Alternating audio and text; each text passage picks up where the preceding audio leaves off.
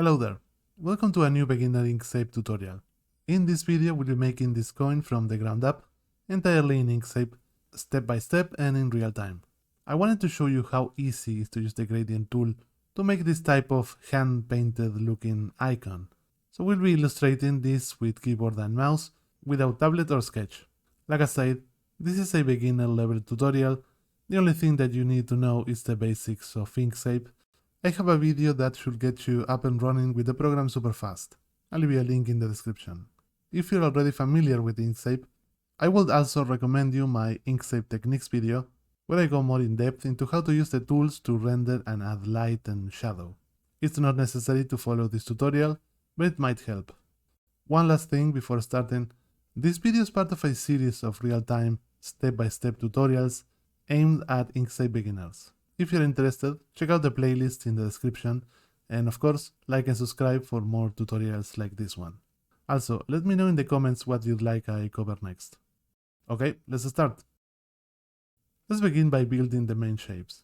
Grab the ellipse tool and holding Ctrl, make a perfect circle. I think this ellipse looks a bit too nice and perfect. We're gonna need to rough it up. And to do that, we're gonna need access to the nodes. The problem is that this is a built-in shape, so we cannot see or use the nodes. Luckily, the solution is super easy. With the circle selected, go to Path, Object to Path. If everything went right, when you switch to the node tool, you should see all the 4 nodes that makes up the ellipse. But here's the thing, I think 4 nodes are not enough for what we want to do. We'll need to add more. With the node tool, double-click in between each node to add 4 more. Now we are ready to rough it up. Just move the nodes a bit with the node tool. Not too much. You want that the ellipse still breathes as a circle.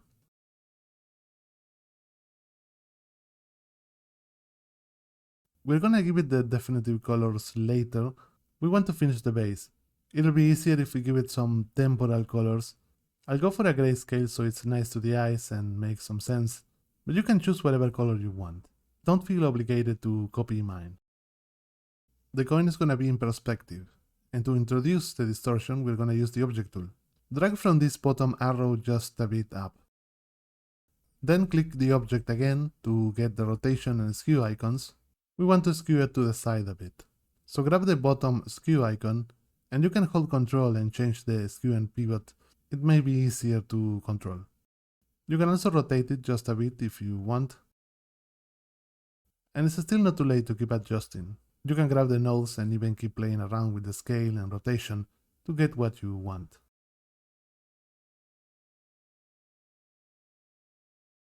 This is the top plane of the coin. Now we need to make the side plane. Duplicate this shape with Ctrl D. Give it another random color to differentiate it. This shape will need to be below the other one.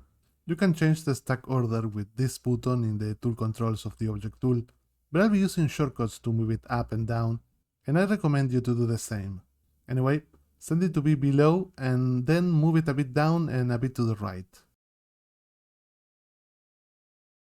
Okay, but it doesn't look 100% right. We need an indication of the side joining with the other shape. To do this, switch to the node tool and add one node at the farthest point in the shape. Next, move the node up so it looks connected to the other shape. Repeat these same steps with the other side. And we got the main body of the coin. Now let's make the top. Duplicate the top shape. Give it a random color so you can see what you're doing. And scale it with one of the arrows holding Shift and Ctrl. So the scale is made from the center and also maintaining the original proportions. Now we need to make the inner plane. Duplicate this shape and change its color. Move it a bit down and to the right. We need to trim the excess that's not overlapping with the original shape, and to do that we're going to use a clip. This is easy to do, just duplicate the original shape. Now shift select the other one, left click and set clip. Because the shape is clipped, we can still make modifications to the shape and even move it inside. If you switch to the node tool, You should see the nodes. If you don't, make sure this button is enabled. You may also want to disable the option right next to it, which will show the nodes of the clip itself. Now if you want, you can select all the nodes and move them around and adjust the shape.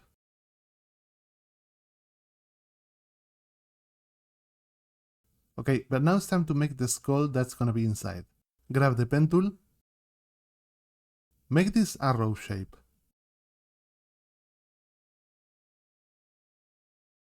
This is gonna be the main shape of the skull. Of course, we'll need to smooth the nodes at the top and start adjusting to get the right silhouette. We can introduce a curvature to a straight node by selecting it and going to this button. Then you adjust the amount of the curvature you want using the handles. Repeat the same steps with the other 3 nodes, and keep adjusting till you get the shape you want.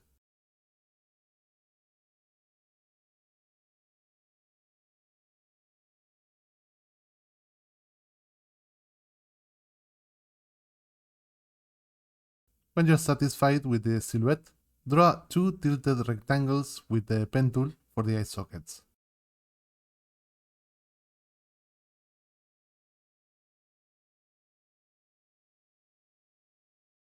And a triangle for the nose.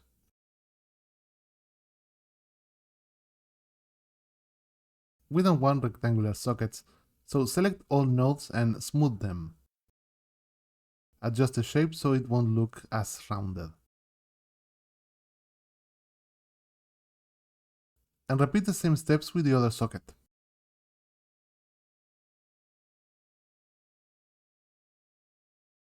You may want to do this with the top node of the nose so it feels more organic.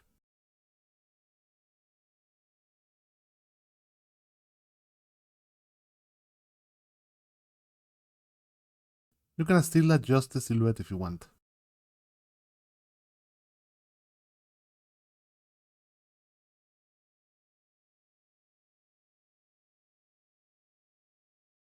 One last thing I want to do here is to make a bit of a cut here where the teeth will be. In Inkscape there is a very common technique you can use to make any type of cut. We use a Boolean difference. Draw a triangle with the shape you want to cut off. Now shift select the skull and go to Path, Difference. This will remove the area where the 2 shapes intersect, making it perfect for this type of damage to the silhouette. And of course, you can now grab the new nodes and make changes to the shape. Give it some colors. I'll sample from the colors that already exist. The default shortcut for the dropper tool is D. Don't forget to remove the stroke as well. Shift-click on the X swatch in the palette. Grab all shapes from the skull and place them inside of the coin. You may need to scale them uniformly with Ctrl if the size is too big or too small. And now it's time to repeat the same steps that we followed to put the lips into perspective. Using the black arrows, skew it horizontally and scale it vertically.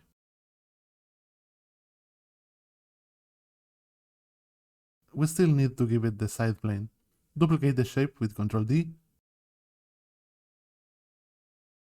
Change its color and send it below the other skull shape, but above all the other shapes from the coin. If you remember, we had to modify the shape so it felt like it connected with the upper shape, and we need to do that here as well. With the node tool, double-click on the farthest point to add a node, and then add another node and move it up so it connects with the upper shape. We have an issue here on this side. The skull is a bit more complex than the ellipse, and here the teeth section will obscure this part. The solution is easy. Add a node here so the curvature won't mess up when you move the other node. Then move this node to the corner.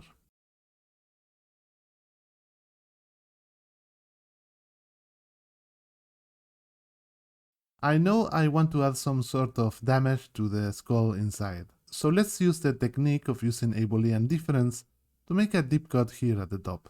Draw a triangle with the node tool.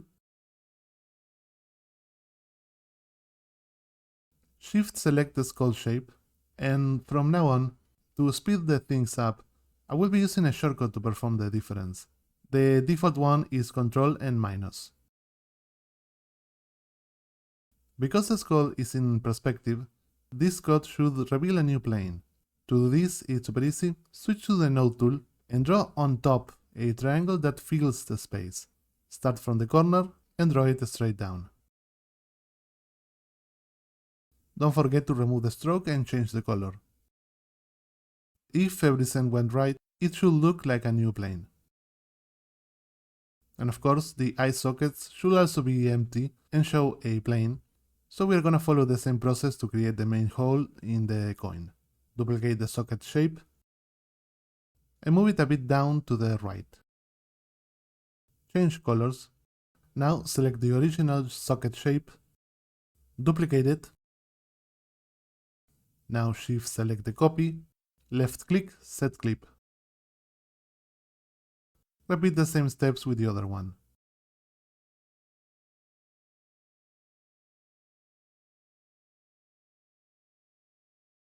And also with the nose.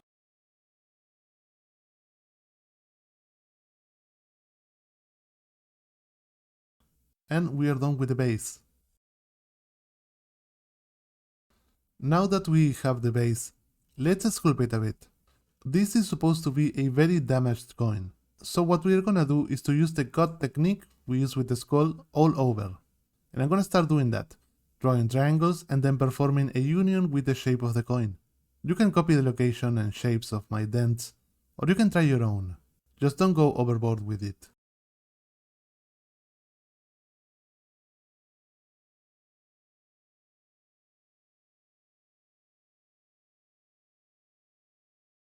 But those were only the dents that are on the border of the coin.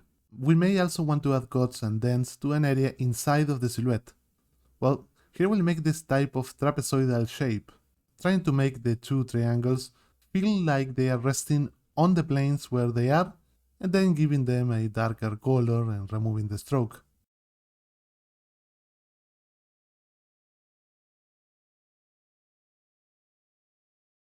More cuts and more inside cuts.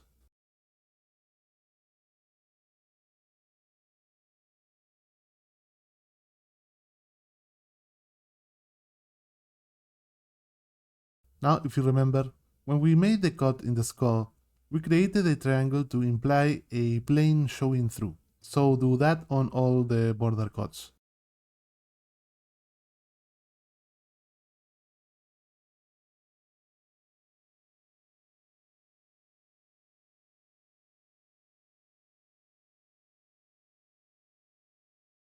Keep adding cuts, big and small.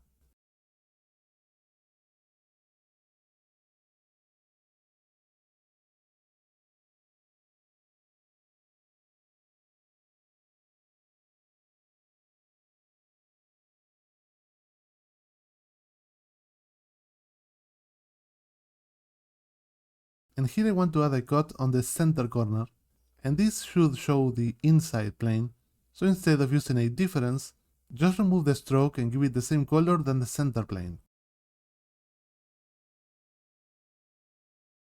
I want to keep this tutorial as concise as possible, so I'm gonna speed up this section because it's more of the same, just adding cuts and dents in the borders using the method I just showed you.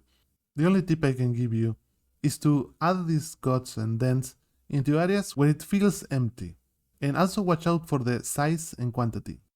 Don't go overboard with detail or it will look too busy.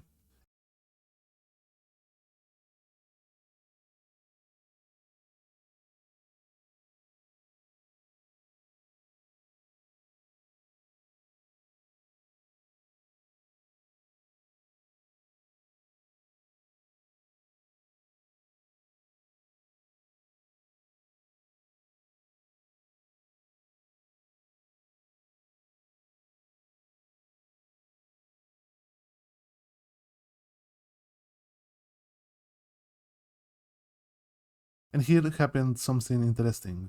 I realized that these cuts here in the bottom of the skull create other planes, so with the pen tool, I decided to draw on top, making new planes.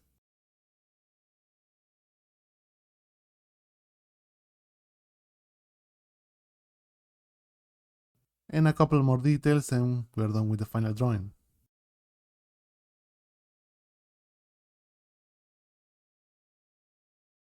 Now let's give it the final colors. My main objective here was to show you how to use gradients to give it this classic cartoony mobile icon look that almost feels hand-painted, even if it's not hand-painted at all. So almost everything here will be made using gradients. Make sure to rewatch the video on how to use them. Again, check the description for the link. Anyway, first of all, open the Fill and Stroke dialog by going to Object, Fill and Stroke. We're gonna use the options here to set the right colors. Now grab the gradient tool. Make sure that lineal mode is set in the tool controls. And with the top selected, draw a straight line across it in diagonal. The illumination is gonna come from the top left. So we really want a bright color in the top stop. From now on, I'll be zooming into the HSL section every time I set the colors. This way you can copy my numbers and get the exact colors I use.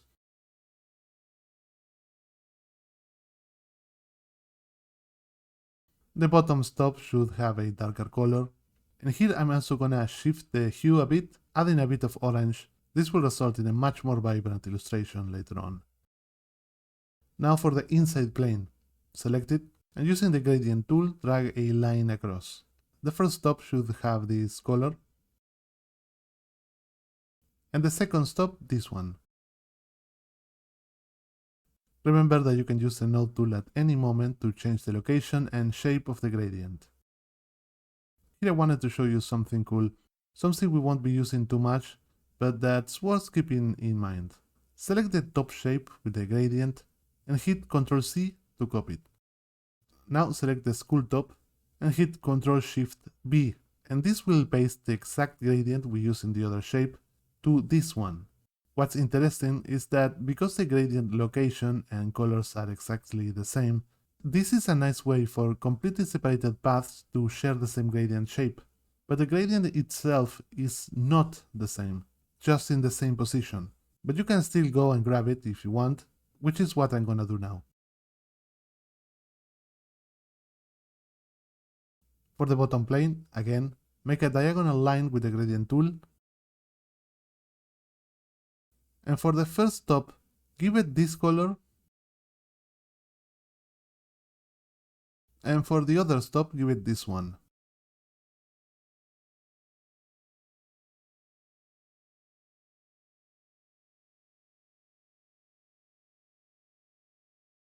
Now let's give it color to the side plane of the coin. Select it, and with the gradient tool, drag a gradient across from left to right. Remember that if you have selected a stop, you can also just sample the colors using the dropper. This is what I'll do for the colors on the two end stops, sampling from the yellow and from the red. But here are the colors anyway. This is the color for the first stop, and this is the color for the second stop. But I want to make this plane a bit more interesting. With the gradient tool selected, double-click on the line to add two extra stops. For the first new stop we added, the second overall, give it this color. For the other one, the third overall, give it this color. Now adjust by moving them closer to the edges.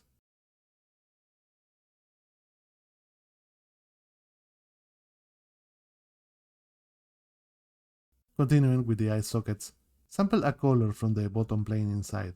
Later on, we're gonna change it so it doesn't matter too much exactly which. For the walls, sample a darker color from the same plane. For the side plane, sample the same color from the walls in the sockets. For the other planes, give it this color. Now for the dents. They should have a color that's a mix between the two planes where the dent is resting. Luckily, there's a feature of the dropper tool that allows you to mix colors. Switch to the dropper, and when you're sampling, drag instead of clicking. This will display a circle. All colors that are inside of it will be mixed and applied to the selected shape. Do this for all the other dents and cuts in the silhouette, though we may change the color of a few of these later on.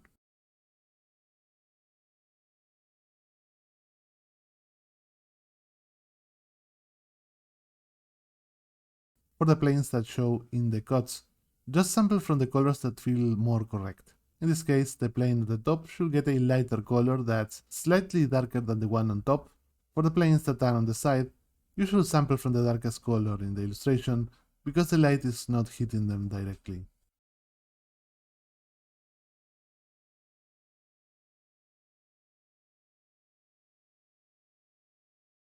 And with that we are done with the basic colors. But the illustration still feels flat. That's because we lack some highlights and maybe some subtle shadows. So let's add that now. And the first thing I want to add is the main highlight. I want a super bright highlight that makes the coin shiny and feels like cartoony gold. So grab the pen tool and draw a rectangular shape that goes through the entire coin like this. Give it a 100% white color. And here's the key to make highlights. Notice this drop down that says Blend Mode. This will set the blending mode of the selected shape. Blending modes are special modes that make the color of the shape react differently depending on the color below. They are commonly used for shadows and highlights, depending on the particular mode you pick. We want a highlight, and for that, use the overlay mode. Okay, but we still need to make it fully fit with the shape. First of all, go to the node tool and add nodes in the intersections to make it react to the planes going up and down. Remember that you can double click on a line to add a node. Because the whole shape is made of straight nodes, it should be easy to make everything fit. Use your imagination to see the highlight changing according to the surface orientation, and don't sweat it if you don't do it perfectly.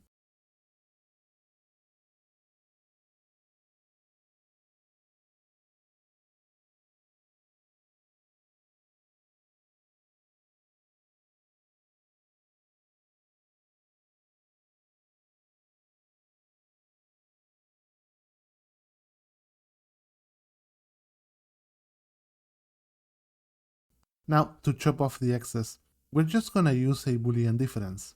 Duplicate the top plane and the bottom plane with Ctrl D. Since we don't have a shape that matches the silhouette of the coin, we will need these two shapes to be a single one. So, with the two shapes selected, hit Ctrl and plus to join them using a Boolean union. And now that we have a single shape, you can safely intersect it with the highlight to remove the excess. Shift select the highlight and hit Ctrl and asterisk. One final detail regarding the highlight, notice how it goes over the eye socket shape.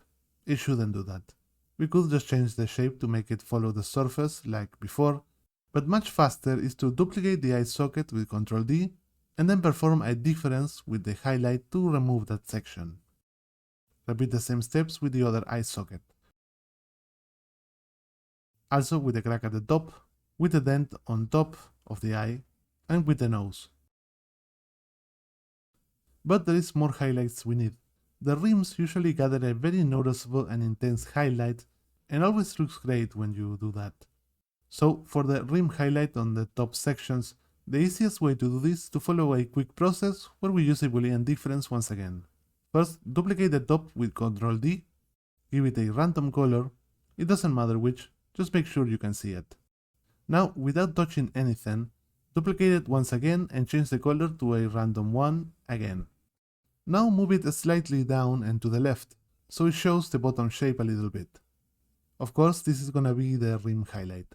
Now shift select the shape below and perform a difference with Ctrl-.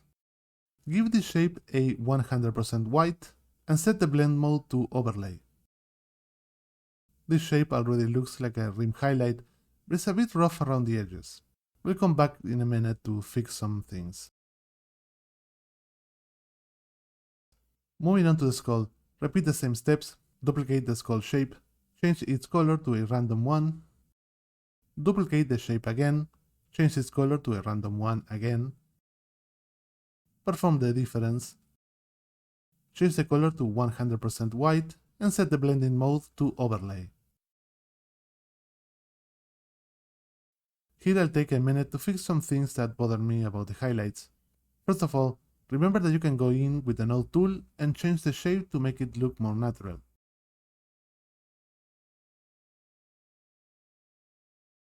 You can also delete segments or islands, like this one, just by deleting the nodes. I want you to notice how there are two areas where the highlights overlap with each other. It's subtle and not very noticeable, but I don't like that. We can remove that area with a difference operation. Just duplicate the shape with Ctrl D and perform a difference with the highlight. This will carve out the highlight out of the shape. I will be using this method mainly with some dents that shouldn't be affected by the highlight. Don't forget that you can manually draw a rim highlight using the pen tool. I use this to draw highlights on borders that are opposite to the light source, like this one. Speaking of edges opposite to the light source, this edge should also have a highlight. The problem is that the edge is inside of the shape rather than outside, so we cannot use the same method. We're gonna have to slightly modify it. So grab this bottom shape and duplicate it, change its color, duplicate it again and change its color, but this time move it in the opposite direction, up and to the right, and then perform the union. Give it this white and the overlay blending mode. We have a rim highlight, but it was made with the other shape that was not overlapping with the actual shape we want the highlight in. We'll need to move it a bit down and to the right, so it matches with the edge we want it in. And you'll see that it overlaps with a couple of dents that shouldn't. This big one over here being really distracting. You can just draw a quick triangle over that area with the pen tool and then perform a difference to carve it out. The same with this other dent.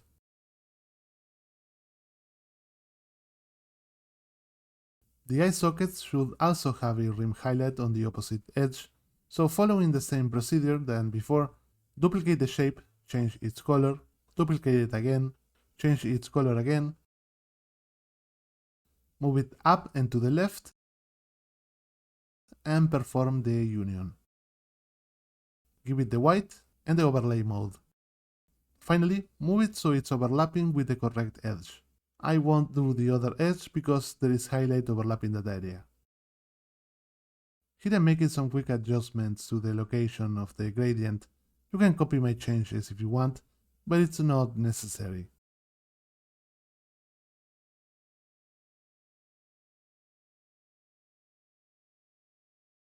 I feel the coin is floating in space. It could use a bit of a contact shadow, so let's do that. Duplicate the bottom shape and change it so it's full black. Then apply a blur of about 20 or so. The blur looks like a somewhat realistic soft shadow. You can play with the quantity to get the look of a harder or softer one. Anyway, send it below the coin. And now we have a problem. The shadow should only show where the bottom surface contacts with the floor. Because we duplicated the bottom shape, it shows where it shouldn't. So with the node tool, tuck the nodes that are above the floor level inside the coin so they won't show.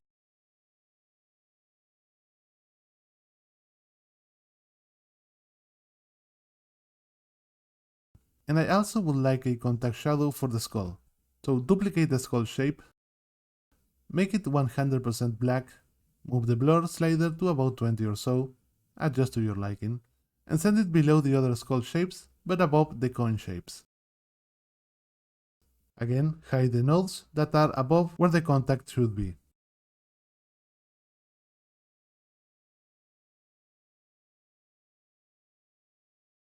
We are almost done with the coin, but before ending, I want to add a couple of details.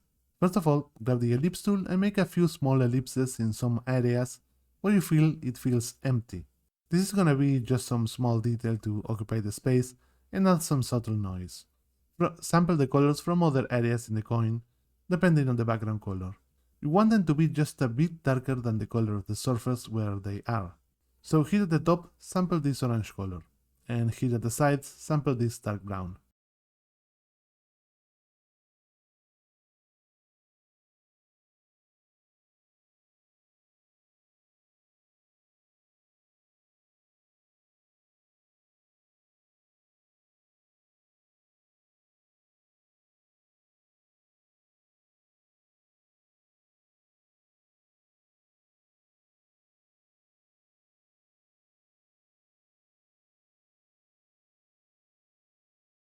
And we are done with the coin.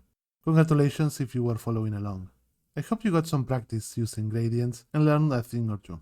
I plan to continue making this type of tutorials and other content, so if you haven't subscribed yet, I would recommend you to do that now. And a like and comment would also help me a lot.